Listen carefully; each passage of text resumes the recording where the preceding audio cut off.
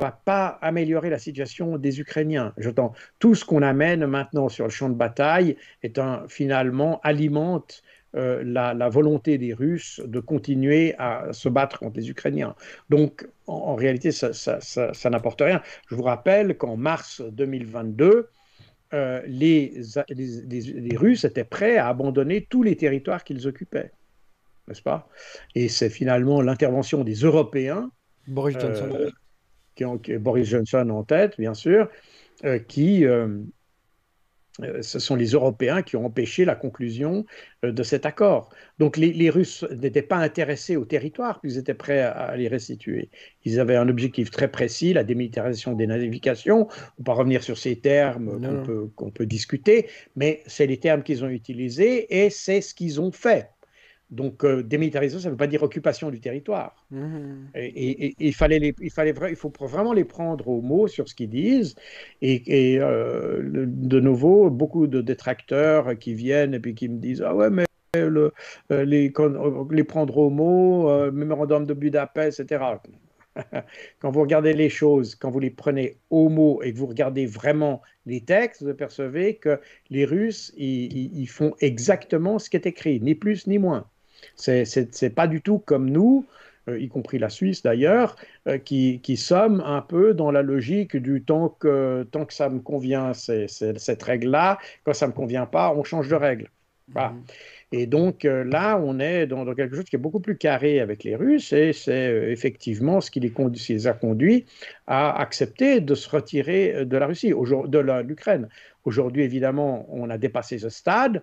Il y a beaucoup de vies qui ont été perdues et les Russes diront que ces vies n'ont pas été perdues pour rien et que si on avait voulu cette situation, d'avoir cette situation de mars 2022, eh bien, il ne fallait pas se retirer de la proposition, qui était une proposition ukrainienne d'ailleurs à la base, et les Ukrainiens l'ont proposé puis ensuite se sont retirés, ben, ma foi, vous avez joué, vous avez perdu.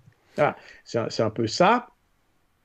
Et donc là, on aura certainement, et avec toutes les sanctions et tous les comportements très anti-russes, parce que moi, je suis un guerrier de la guerre froide. Hein. Euh, j'ai fait ma carrière, une grande partie de ma carrière durant la guerre froide.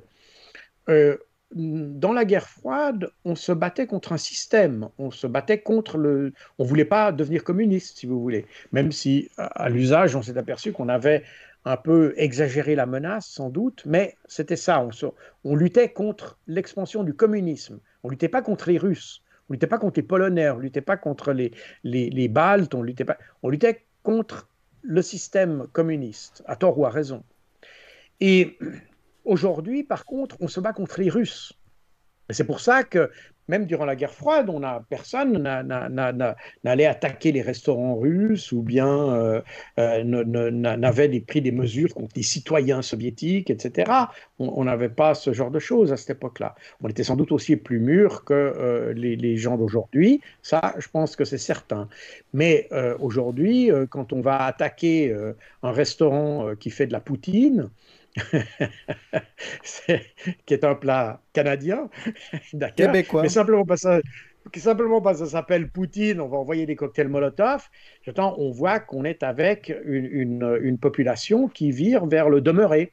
Mhm. Et tout ça, c'est très largement soutenu, et c'est ça qui est très grave d'ailleurs, par nos journalistes, parce que au lieu d'avoir un message plus apaisant et puis où on pourrait euh, où on dirige, si vous voulez, la haine contre un système. Non, on le dirige contre des personnes, littéralement contre des personnes.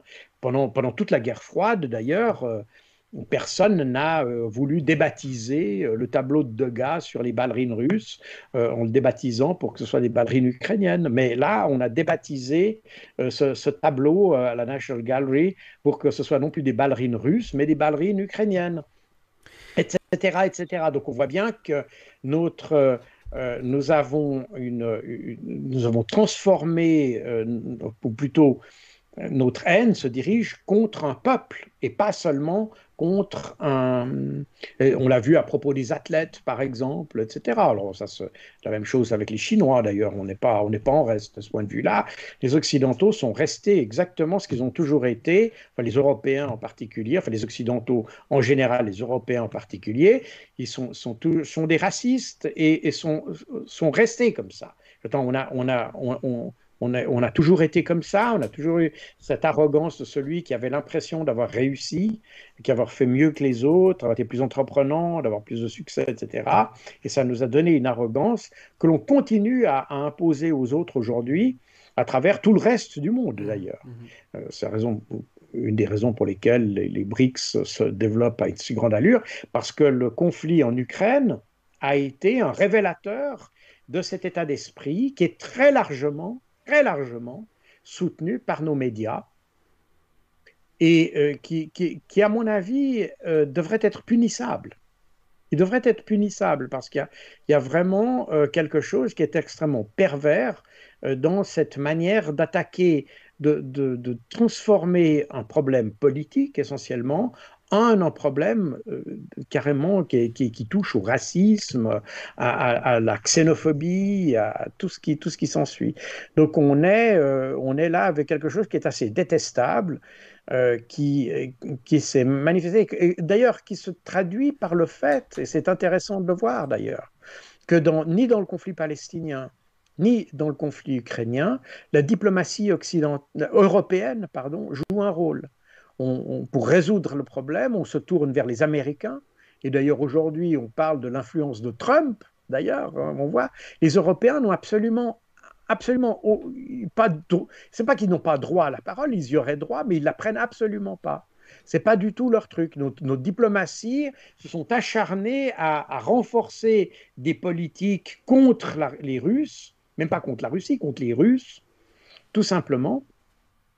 Et elle est aujourd'hui totalement inaudible.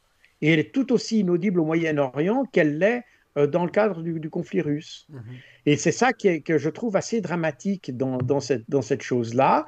Et c'est finalement une conséquence de cette politique à la fois arrogante et politique de haine, littéralement, alors que dans nos médias, alors là, moi, je reste là très, et quand je dis médias, je dis journaliste parce que c'est trop facile de déshumaniser cette affaire en parlant de médias, parce que là, tout d'un coup, on transforme ça en quelque chose d'impalpable, et puis tout le monde peut se rejeter la responsabilité.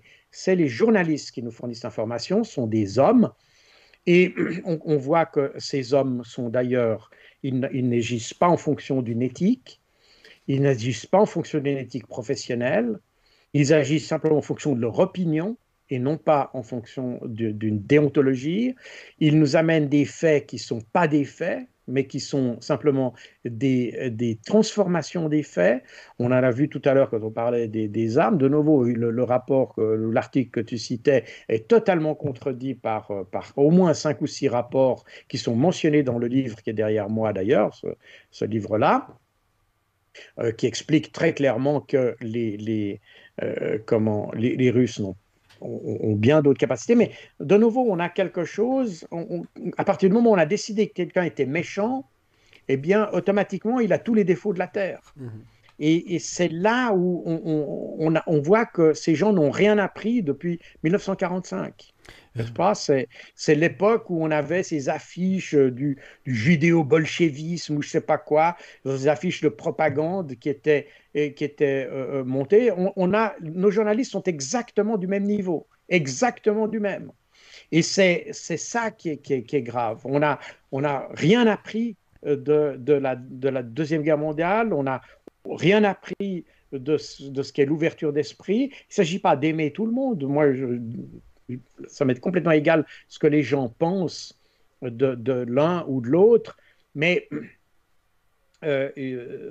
j'aurais je n'aurais pas l'idée de dire que tel dirigeant ou tel autre est un salopard, un connard, etc., etc.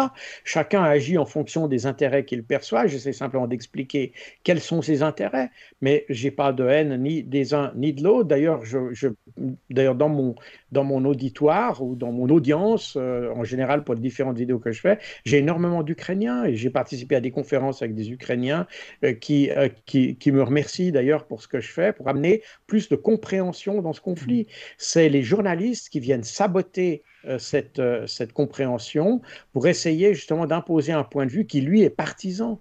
Les Ukrainiens ne sont pas des gens comme ça, ce ne sont pas des voyous comme nos journalistes. Les journalistes ont toujours l'impression, d'ailleurs, ils les traitent un peu comme des voyous, mais des bons voyous. Mais ce n'est pas du tout le cas. Il y a les gens, pour résoudre le problème, il faut regarder le problème en face. Il ne faut pas essayer de s'imaginer un conflit imaginaire. Il faut prendre le conflit comme il est. Si on essaye de se battre contre un conflit tel qu'on l'imagine, eh bien, on tapera à côté, tout simplement. C'est finalement ce que faisait Hitler quand il pensait qu'il avait encore des armées en réserve et puis qu'il pouvait encore manœuvrer ici et là. On voit très bien ça dans le film La Chute, etc., où on voit qu'il rêve encore. Les Russes ne peuvent pas gagner, enfin, les Soviétiques ne peuvent pas gagner parce qu'ils sont nécessairement méchants. Et nous, on a tout ce qu'il faut, on a encore les meilleurs, etc., etc.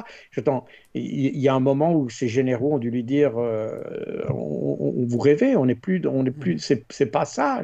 La réalité, c'est pas celle-là. Or, nos journalistes sont exactement dans la même situation que le moustachu dans son bunker. Alors c'est particulièrement vrai dans tous les sens du terme d'ailleurs pour les journalistes de la RTS. Alors, c'est dramatique. Vraiment, il y a quelque chose d'extrêmement pervers dans cette manière d'aborder les choses qui est guidée par la haine et non pas guidée par les faits. Raison pour laquelle ma confiance euh, que la paix émanerait de l'Occident est pour ainsi dire nulle. Aujourd'hui même, il y a Modi, le président indien, qui est en visite à Kiev.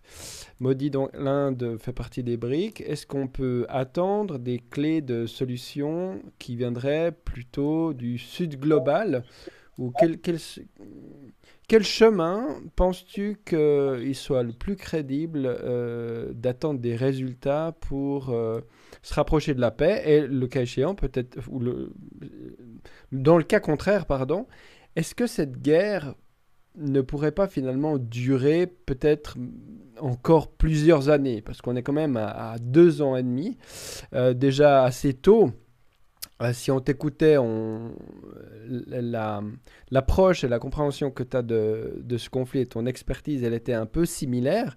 Mais quand même, 2 ans et demi, est-ce que ça peut encore durer 2 ans et demi, 5 ans, 10 ans, 20 ans?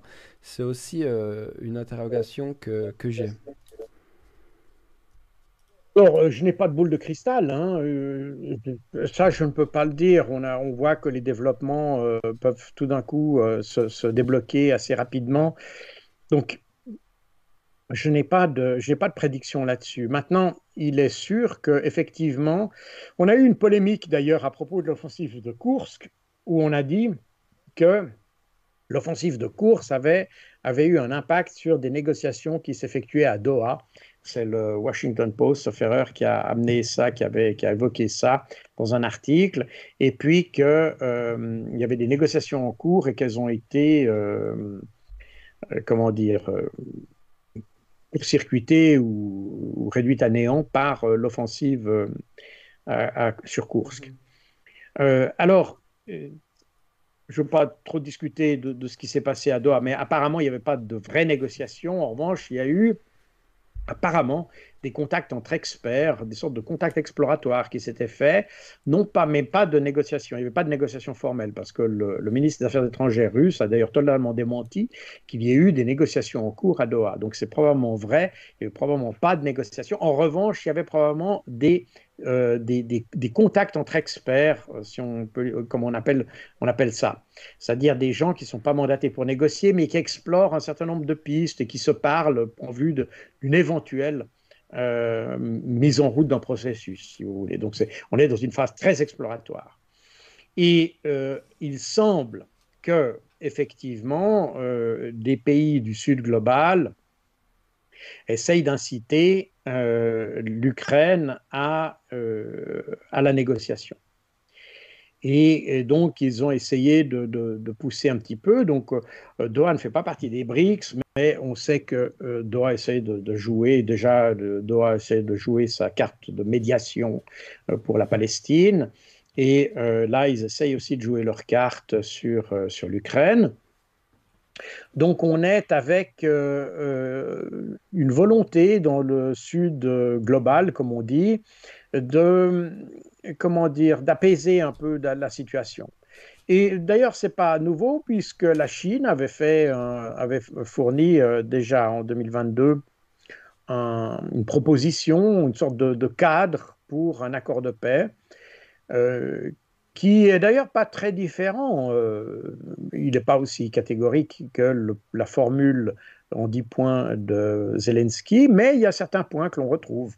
Et quand on regarde d'ailleurs la proposition qui est issue de Bürgenstock, donc de la discussion du sommet pour la paix qui a eu lieu à Bürgenstock, près de Lucerne, à la mi-juin cette année, il y a eu du 10 points de Zelensky, on n'en a retiré que 3 en fait, qui sont des points qui sont pas trop, comment dire, il n'y a pas trop de contentieux autour de ces points-là, puisque c'est la sécurité nucléaire, la sécurité de l'alimentation et puis la question des prisonniers.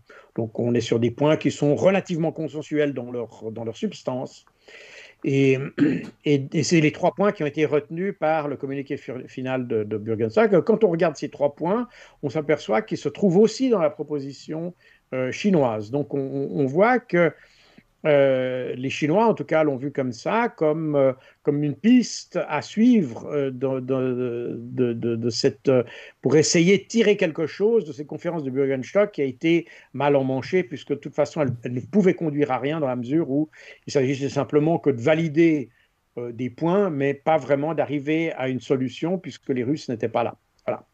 Et donc, la Chine est intéressée à ça. On voit qu'il y a un certain nombre de pays aussi qui essayent de jouer leurs cartes. L'Inde est évidemment un pays qui a une diplomatie extrêmement active, une diplomatie extrêmement intelligente, avec le ministre des Affaires étrangères, Jaishankar, qui est un type remarquable, remarquablement intelligent. C'est des gens du calibre de Lavrov, etc. Et même le diplomate chinois dont le nom m'échappe euh, en ce moment, mais on a des diplomates de très haute volée là, qui dépassent de très loin les ministres des Affaires étrangères qu'on a en Europe, des séjournés en France, Annalena Baerbock en Allemagne et Cassis en Suisse. Nos ministres des Affaires étrangères font plutôt rigoler qu'autre chose. Or, quand on regarde de côté de ces 3 grands pays, la Russie, la Chine, l'Inde, on voit qu'on a une diplomatie extrêmement intelligente, extrêmement réfléchie, très stratégique, avec des visions à long terme, qui ont des réponses intelligentes aux problèmes. Et c'est certainement des gens qui pensent qu'ils ont une carte à jouer, et je pense d'ailleurs qu'ils l'ont. Je pense qu'ils ont de très fortes, de très bonnes capacités, parce que c'est des gens qui, contrairement, vous savez, les Occidentaux tendent à voir les arbres et pas voir la forêt. Et dans ces pays où on a déjà par les dimensions géographiques, des dimensions territoriales, comme disait Gonzague de Reynold, on a toujours un peu la mentalité de sa géographie. Et c'est vrai que ces grands pays ont une perspective dans l'espace et dans le temps qui est très différente, et ça leur donne probablement un avantage dans la vision qu'ils ont du conflit ukrainien, qui est un conflit majeur c'est sans doute le conflit majeur en termes de géopolitique de ces 50 dernières années. Hein. Et, tous ces pays ont vu cette importance. Et ce sont des pays qui peuvent nous apporter, par leur réflexion et leur qualité, peuvent apporter des éléments. Et c'est effectivement sans doute un des objectifs du voyage de M. Modi à Kiev. Mais voilà, le problème est que chat chaud et craint l'eau froide.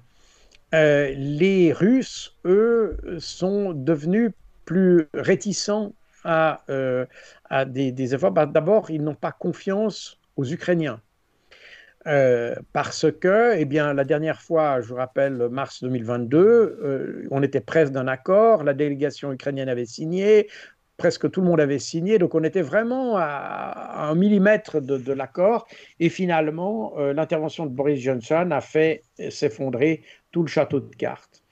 Et les Russes en ont tiré une leçon dans la mesure où ils s'aperçoivent qu'il faut pas parler, il faut parler au bon Dieu et pas à ses saints. Et donc, s'il y a une négociation, elle viendra d'une négociation, il faudra que les Américains soient impliqués, mais ça ne viendra pas des Ukrainiens. Et les Ukrainiens, eux, feront finalement, et c'est d'ailleurs un peu logique quelque part, la capacité des Ukrainiens à se battre dépend des capacités occidentales à l'aider à soutenir son combat. Et par conséquent, sont les Occidentaux, respectivement plutôt les Américains, qui tiennent le couteau par le manche de ce point de vue-là. Et par conséquent, je pense que du point de vue russe, ils n'ont pas beaucoup d'espoir qu'un accord avec les Ukrainiens seuls va résoudre le problème. Il faudra qu'il y ait nécessairement une validation américaine et probablement un accord américain et donc un accord auparavant entre Américains et Ukrainiens pour avoir une solution. Et je pense même que dans l'esprit des Russes, l'Europe est totalement absente de l'équation dans ce cadre-là. Je pense que les Russes n'ont absolument aucune confiance dans dans l'Europe. Et, chose nouvelle d'ailleurs, plus aucune confiance dans la Suisse d'ailleurs. Je pense que là, les Russes n'ont absolument... la Suisse a perdu tout crédit par rapport à la Russie. D'ailleurs, récemment, il y avait un article du Washington Post qui montrait que la Suisse était le deuxième pays du monde qui sanctionne le plus. Donc, on a naturellement sur les Américains qui sont qui sanctionnent le plus, avec, je ne sais plus combien, il y avait 11 000 sanctions déterminées par le gouvernement américain. Et puis, juste après, dans le classement, vient la Suisse avec quelque chose comme 2600 ou 2500 sanctions. Donc, on voit que la Suisse a perdu comment dire, son aura de neutralité. Et dès que vous avez perdu cette aura, dès que vous êtes considéré comme partisan, eh bien, on ne peut plus avoir confiance en vous parce que nécessairement, votre regard sera orienté. C'est exactement.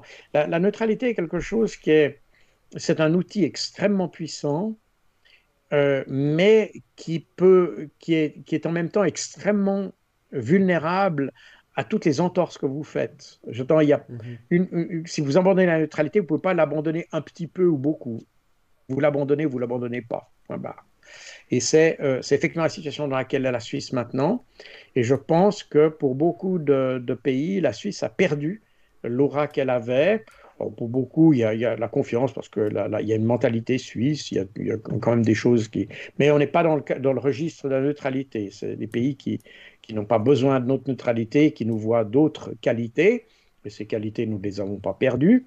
Mais la neutralité, en tout cas dans le conflit dont on parle maintenant, la neutralité est considérée par les Russes comme étant définitivement perdue. Il faut vraiment qu'on fasse des efforts surhumains pour regagner la confiance des Russes et probablement aussi des Chinois d'ailleurs. Parce qu'on n'est pas, de nouveau, on a en face de nous des gens qui sont, eux, qui se font confiance et qui voient ce qui se passe. Et les Chinois sont des observateurs très attentifs de la situation et ils ont bien vu les changements qui sont opérés en Occident à l'occasion du conflit ukrainien. Et eux, ils savent ou peuvent supposer que ce qui se passe contre la Russie maintenant pourrait leur tomber dessus plus tard à propos de Taïwan, etc. Par conséquent, ce que nous faisons aujourd'hui à l'égard de la Russie est vu avec un œil du même ordre, enfin tout aussi critique, de la part d'autres pays, notamment la Chine.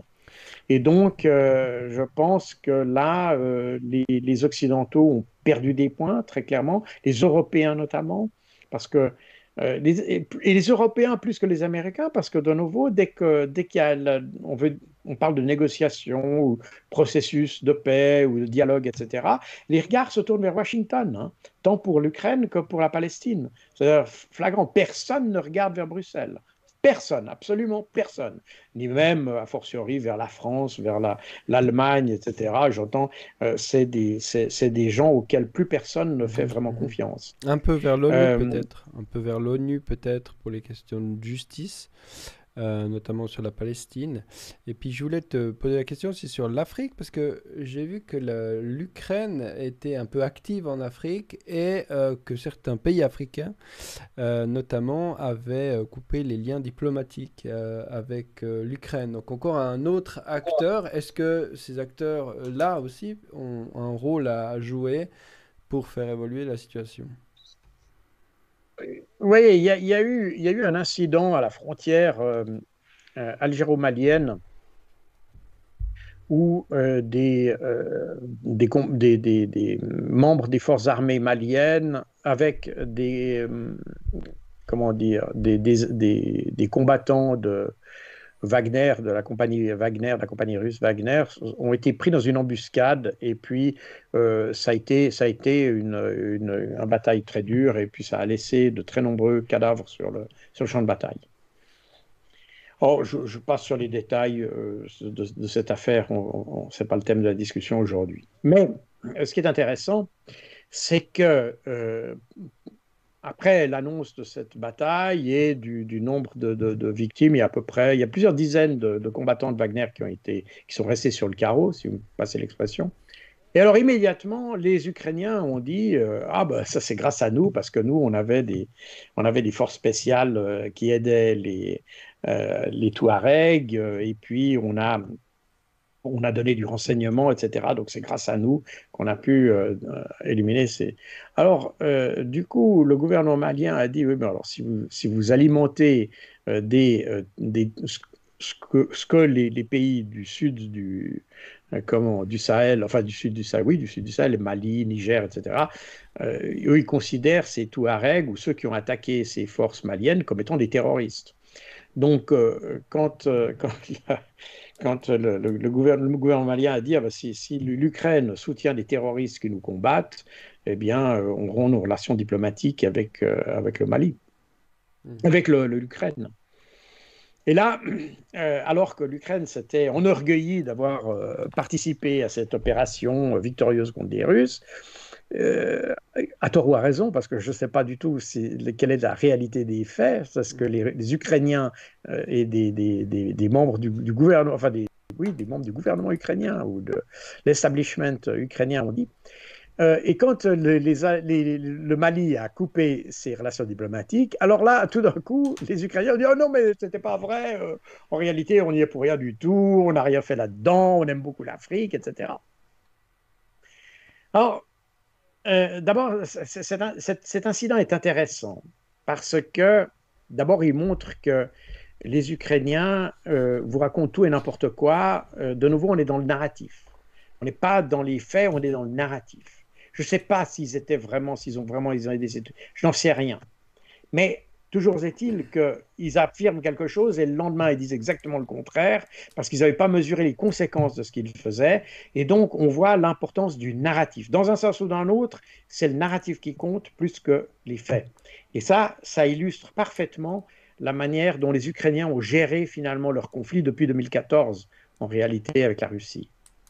Et le deuxième aspect intéressant, c'est de voir que les pays du Sud global commencent à comprendre que les Occidentaux, euh, finalement, ne servent pas les intérêts de l'Afrique. Alors déjà, le Niger, Burkina Faso, tout ça, ils ont expulsé les militaires français de leur territoire, ils ont expulsé les Allemands de leur territoire, ils ont expulsé les Américains de leur territoire. Donc on voit que les Africains commencent à réaliser que les gens viennent faire la guerre chez eux un petit peu pour faire des cartons et se faire plaisir, plutôt que de résoudre les solutions locales. Et c'est d'ailleurs, quand vous lisez les différentes publications que j'ai faites sur la question de la guerre au Sahel, lutte contre le terrorisme, etc., notamment le livre qui est derrière moi ici, où je parle de la question de la lutte contre le terrorisme djihadiste et notamment les opérations françaises dans le Sahel, on s'aperçoit qu'effectivement, les armées occidentales, elles sont allées là-bas, en fait, plutôt pour faire des cartons qu'autre chose, parce qu'il n'y a pas de stratégie. On voit qu'il y a rigoureusement aucune stratégie de lutte contre le terrorisme. Il y a simplement l'idée que bon, plus on élimine des terroristes, moins il y en aura. Voilà, c'est aussi simple que ça. Sauf que moi, quand je parle avec des militaires français qui ont été en opération, notamment dans l'opération Barkhane, ils me disent, ben, quand on en tue un, il y en a 10 qui viennent. Donc ça veut dire que ce n'est pas une stratégie. C'est-à-dire que c'est une stratégie comment dire, qui conduit à la défaite et pas à la... Parce que si chaque fois vous tuez un mec, ça en motive 10 autres, alors vous êtes à l'inverse d'une stratégie qui va lutter, qui va vous aider à résoudre le problème. Et c'est effectivement comme ça que les Occidentaux sont allés dans ces pays. Ils se sont dit, nous, c'est open bar en quelque sorte. De toute façon, on est les meilleurs, on est blancs, et puis les autres, ils ont qu'à fermer leur gueule, et puis nous, on fait ce qu'on veut. Et c'est un peu comme ça qu'ils ont abordé le problème. Et c'est un peu pour cette raison, et même beaucoup pour cette raison, que ces pays ont dit maintenant stop, parce que vous créez finalement plus de problèmes que vous n'en résolvez. Parce que quand on dit qu'en tuant un terroriste, on en crée 10, eh bien finalement, c'est la population civile qui voit les 10, du coup, vous comprenez? Et donc, en réalité, et on a vu pendant toutes les années, on peut parler de l'Afghanistan parce que c'est la même chose, Afghanistan, Irak, etc., on a tué des gens, oui, mais on n'a pas résolu le problème. Comme j'ai dit, comme je l'ai dit dans pratiquement tous mes livres dans la lutte contre le terrorisme, on tue des terroristes, mais on n'élimine pas le terrorisme. Voilà. Et c'est d'ailleurs exactement la même chose qu'on fait chez nous. Il n'y a aucune stratégie de lutte contre le terrorisme en France. Il y a la stratégie d'éliminer des terroristes, mais pas d'éliminer le terrorisme. Et c'est la raison pour laquelle il y aura toujours plus de terrorisme, parce que finalement, c'est même en réalité, si vous voulez, de nouveau, on est dans des logiques asymétriques et non pas dissymétriques, comme la plupart des gens confondent. On est dans des logiques asymétriques, et dans la logique asymétrique, eh bien, le fait est, et c'est un fait, ce n'est pas une opinion, c'est un fait que nos forces de l'ordre créent le terrorisme. Je ne doute pas que ce n'est pas leur intention, mais c'est ce qu'ils font. Parce qu'ils ont les mauvaises stratégies pour aborder le problème, et donc ils le créent. C'est d'ailleurs le même phénomène qu'on trouve en Palestine, et c'est la raison pour laquelle d'ailleurs le sous-titre de mon livre, c'est La défaite du vainqueur. C'est-à-dire qu'Israël n'a pas de vraie stratégie de lutter contre le terrorisme, il tue des gens, c'est tout. Mais il crée en fait le terrorisme, donc il crée davantage de problèmes. C'est pour ça qu'il y a c'est leur décision finalement de créer des situations d'insécurité.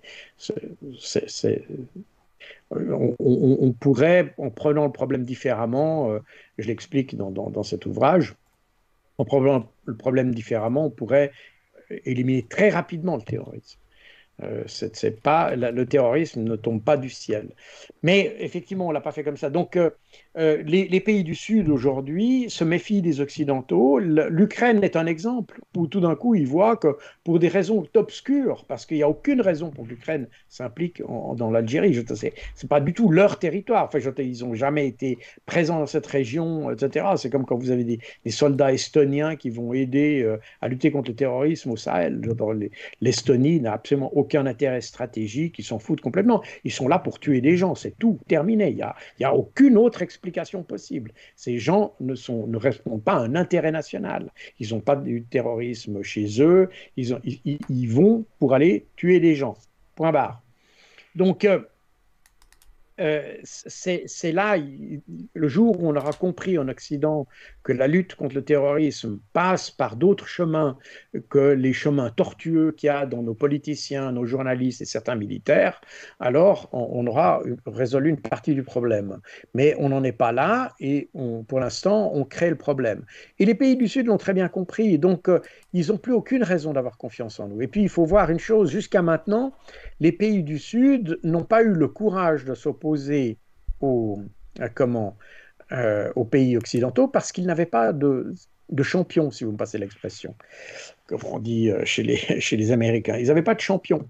Aujourd'hui, ils ont un champion, la Chine, qui est une puissance économique qui peut leur apporter sans doute plus de bienfaits que les Occidentaux ne l'ont fait durant ces 80 dernières années. Et par conséquent, ils n'ont aucun intérêt à travailler avec des gens qui, jusqu'à maintenant, ne les ont pas aidés à sortir des problèmes. Vous voyez, euh, pour illustrer mon propos, euh, on parle beaucoup d'immigration, et notamment en France. L'immigration est devenue pratiquement le cheval de bataille de peu près tous les partis politiques à des degrés différents et avec des points de vue différents sur la question. Mais aucun parti politique n'apporte vraiment de stratégie pour lutter contre l'immigration.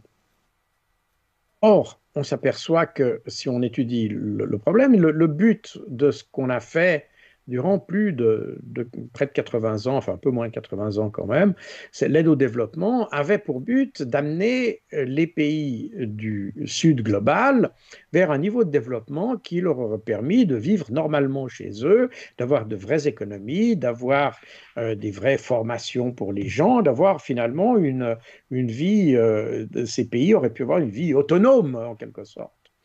Or, ce n'est pas du tout ce qu'on a fait. En réalité, on a eu une aide au développement qui a été très mal dirigée, qui a été très largement gaspillée, et ça, en connaissance de cause, hein, c'est ça qui est dramatique, en toute connaissance de cause, on a un peu créé des situations où ces pays n'ont pas su ou n'ont pas pu se développer. Résultat des courses, aujourd'hui, ils viennent chercher du travail, l'espoir d'une certaine prospérité, eh bien, ils viennent la trouver chez nous. Ce qui est assez logique d'autre part. Mais l'immigration, en fait, n'est que le reflet de notre incapacité à aider les pays du tiers-monde à émerger et à créer leurs propres économies. Pire, C'est à la mon raison pour avis, laquelle... pire, à mon avis, on est en partie responsable parce qu'on y amène la guerre et puis on pille les ressources. Alors ça vient en plus. Alors ça vient en plus parce qu'une grande partie de l'immigration résulte finalement des guerres qu'on a créées nous-mêmes. Hein. Aujourd'hui, les Anglais ont leurs problèmes avec toutes ces émeutes. Une grande partie de l'immigration que les gens contestent aujourd'hui, elle est venue à cause des guerres que les Anglais ont créées eux-mêmes au Moyen-Orient et puis dans le sud-est, dans le sous-continent indien ou en Asie centrale. Donc, on a tout faux sur toute la ligne. Et de manière assez symptomatique d'ailleurs, ceux qui ne sont pas considérés comme ayant participé à ce désastre, eh bien, c'est en fait tous ceux qui n'ont pas été faire des guerres comme ça, c'est les Chinois, c'est les Russes, qui n'ont pas été faire ces guerres. Aujourd'hui, ils ont tout le crédit de ne pas avoir été faire ces guerres.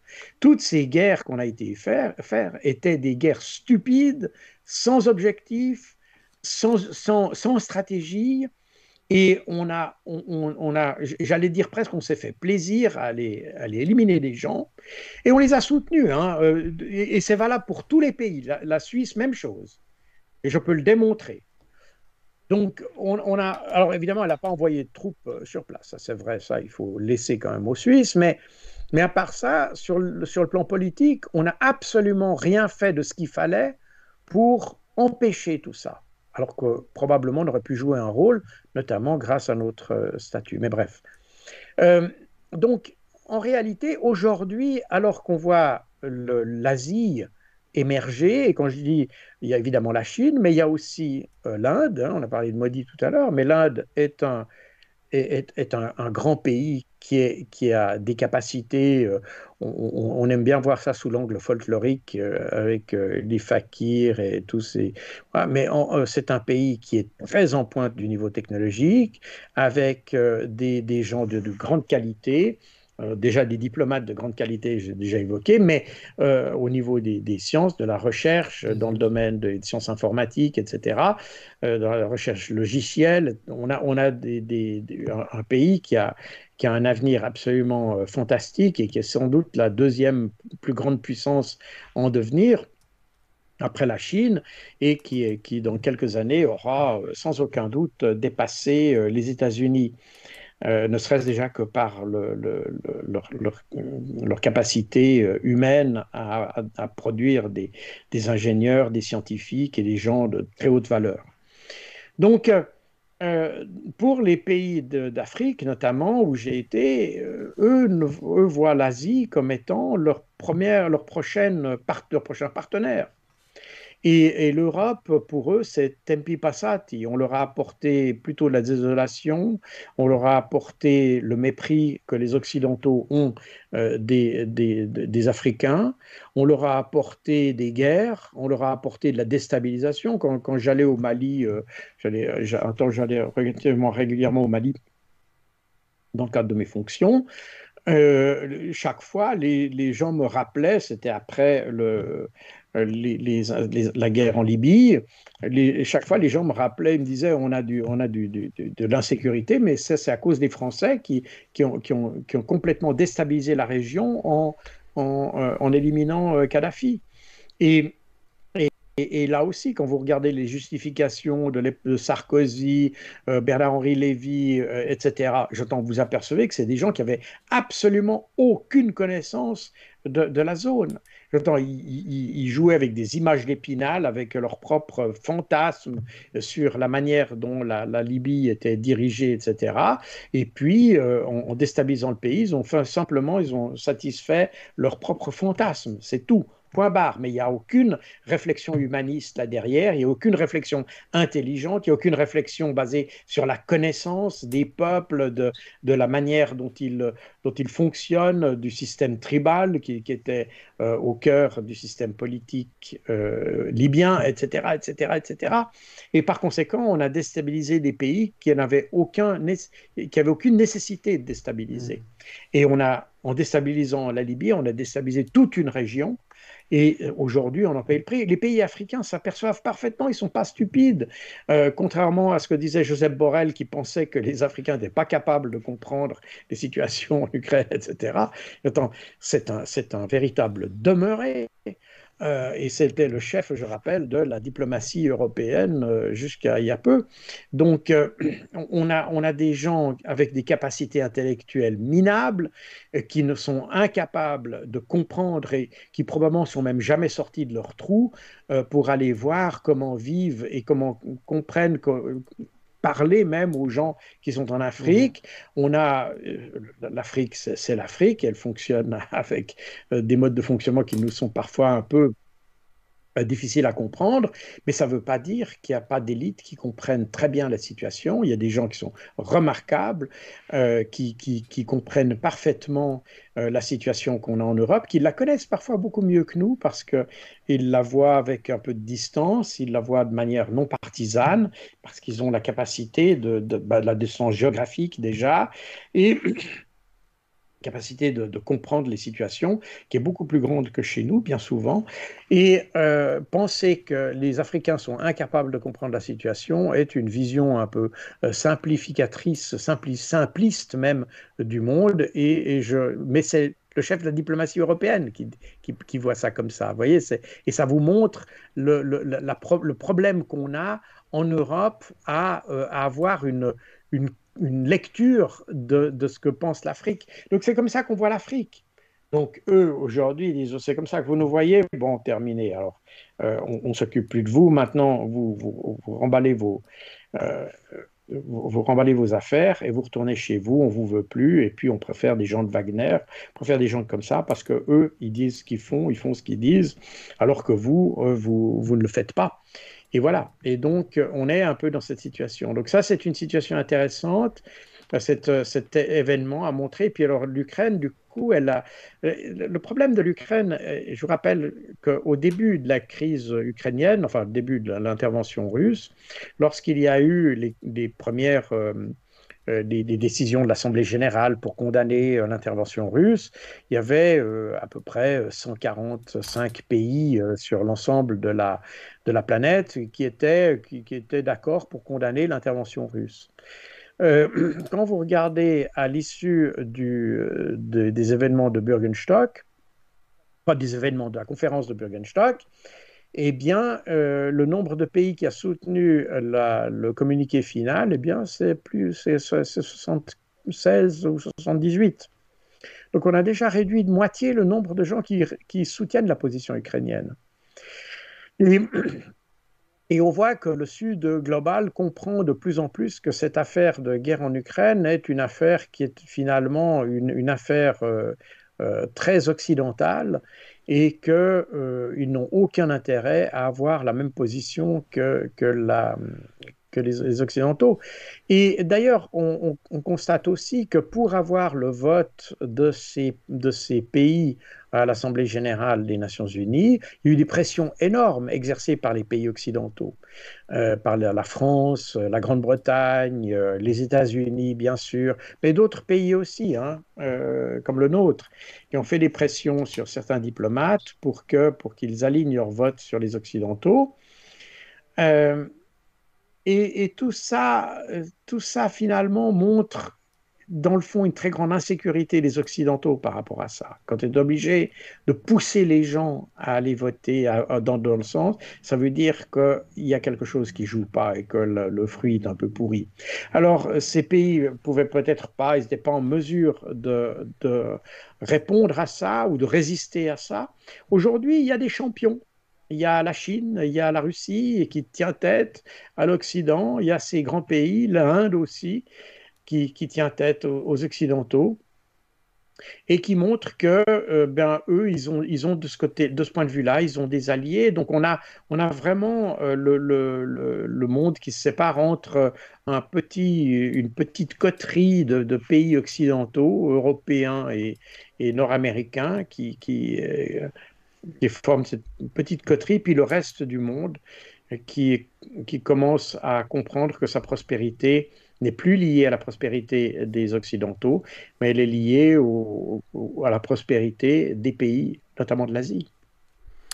On arrive au terme de cet entretien, ma foi, toujours très riche. On avait choisi avec Jacques Pau de se concentrer sur un sujet. Donc aujourd'hui, c'était évidemment la guerre en Ukraine. Le prochain épisode, peut-être on se concentrera à nouveau sur Gaza. Il y a aussi beaucoup de choses à dire. Ou un autre, on va décider ça ensemble.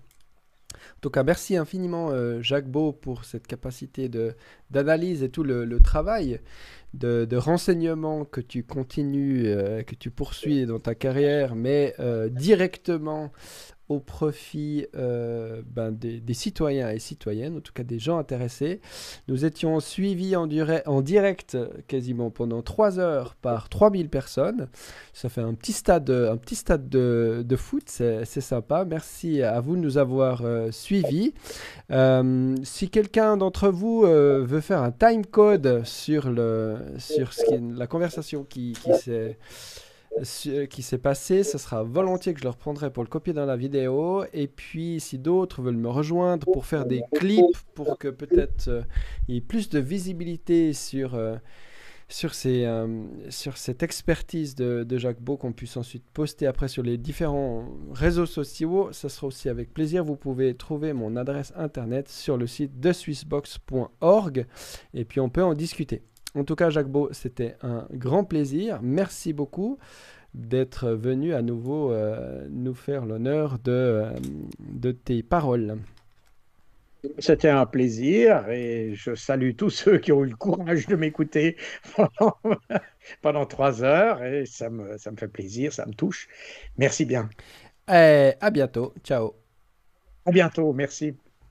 Merci de nous avoir suivis et de...